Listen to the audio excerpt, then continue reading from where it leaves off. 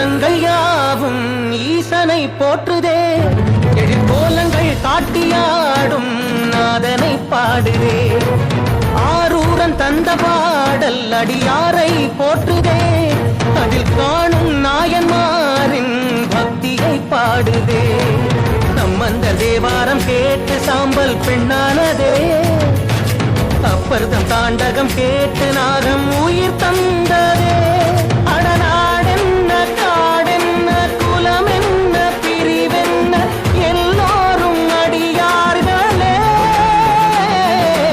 திங்கள் சூடிய நாதனே கங்கை நாடிய வேதனே மங்கை கூடிய பாகனே